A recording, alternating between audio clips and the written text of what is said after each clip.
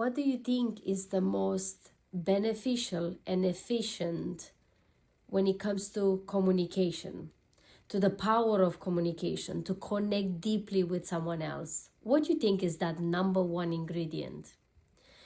What I have learned throughout my years, but what I realize now as a speaker, as a communication expert and coach, I learned that the power of storytelling. Storytelling is something that is ingrained in our DNA as humans. We tend to learn from others and retain experiences and retain knowledge through and information through other people's stories.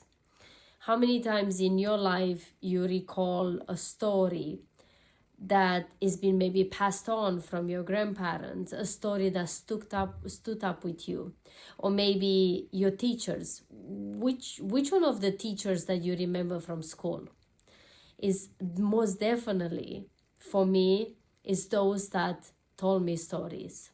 Those that told me stories to make me remember what they wanted to teach me in those moments. I think storytelling and this skill of storytelling is so powerful, not just because when someone else tell you a story, you go with them in the story, you feel like you are there with them, taking part of their story, but also I think it's ingrained in us as human beings, because we know since the cavemen, they used to draw little figurines and human and animal figurines, and they draw all these scenes that they were stories. They were telling a story. Or back in the days when we didn't have a TV or we didn't have Netflix, can you believe that there was a time when we didn't have TV. There was a time where AI didn't exist, and there was a time where we used to write letters. Yes, I'm that old. I grew up writing letters. I don't know about you, but when I was a child, I used to write letters, and I still have those letters back home. So storytelling, it's one I think is the most profound way to connect with someone and the most profound way to bring your message to someone else, and they will remember it. You see, storytelling is, if I come here and I try to educate you when it comes to the importance of communication and how you can become more effective by communicating in a more strong, in a most persuading way, if I keep telling you the reasons why, you might remember a thing or two. But would you gonna go and practice it? Would you gonna put it in practice? You're gonna try to take action towards it? Probably not. Probably you're gonna keep scrolling, or you're gonna look for something else. But what's gonna stood up for you? What's gonna stand up for you? What's gonna be that thing that make you wonder and say, what if I try this? What if I put this in application? It's a story.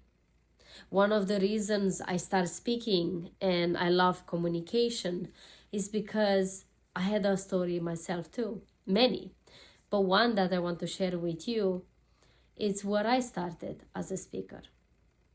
At least this last couple of years. We know we speak since we were children. But for me, when I started, the first time I did my first ever public speech, guess where it was? It wasn't on a stage. It wasn't in front of thousands of people. It wasn't in a boardroom. It wasn't a PowerPoint presentation. It was in front of some friends and people in a park, literally behind a bush. Yes, you heard me, behind a bush. I really wanted to speak, and I said I have to start somewhere. And that somewhere was with no budget, no stage, none of these things.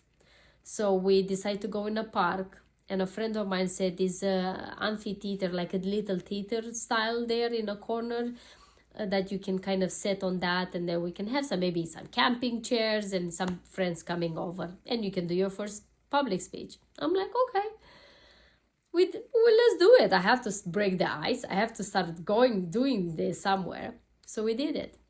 But because we didn't plan well, we didn't know what we're doing, when I got there, it was chaotic. It was loud. It was absolutely crazy busy.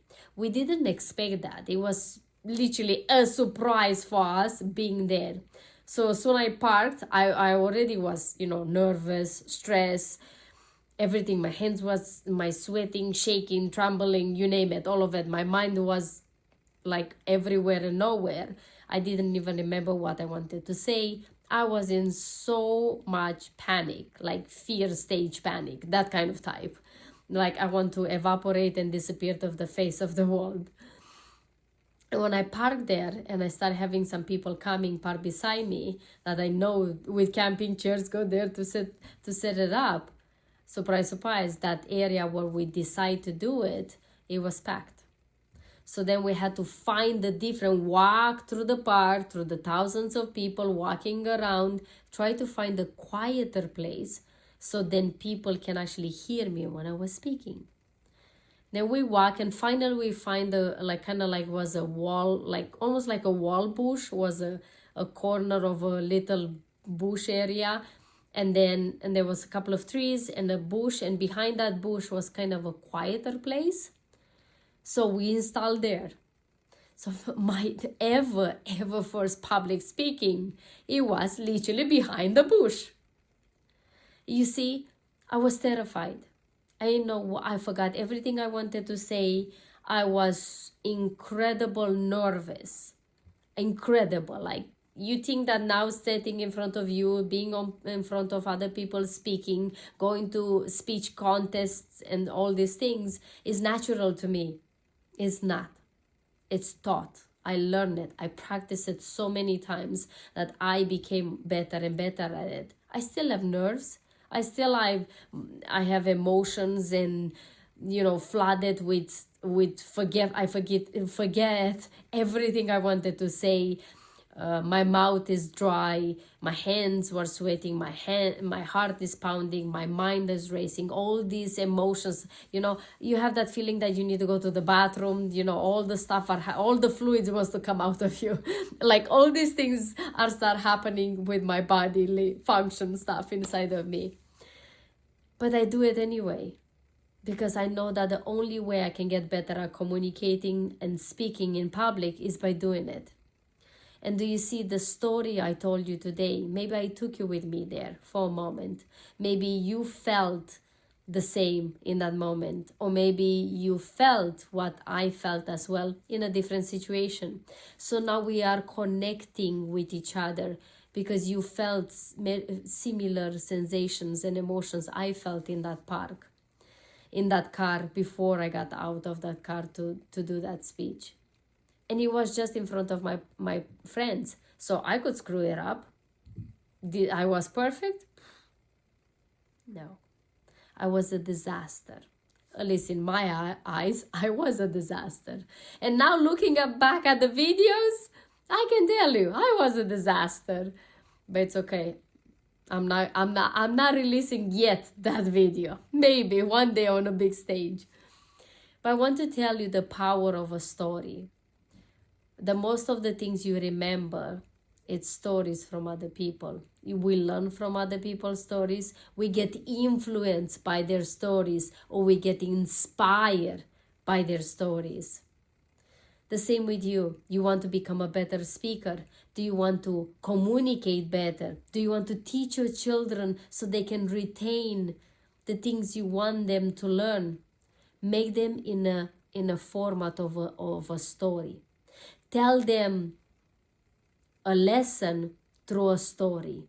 And we all have stories. We have multiple stories from our lives that we can pull out so they can help us to bring the message, the lesson, the idea that we want to give to our audience. Whatever our audience is, our partner, children, friends, our team on a stage, or just behind doors. Whatever that is, use that story. Use those stories in your life. Use that story. Give it voice. So then your message can come across so much more powerful and impactful and inspirational. Why not? I hope this helps you. Put in practice. We'll love to hear your feedback. Until then, you know the deal. If you like what you hear and it helps you, share this video with someone else. We'll love other people to hear this, and also to spread the word of storytelling and the power of profound, impactful conversations. Thank you so much. I will see you tomorrow. Until then, you know the deal. Live your life like it's truly, truly yours. Bye-bye.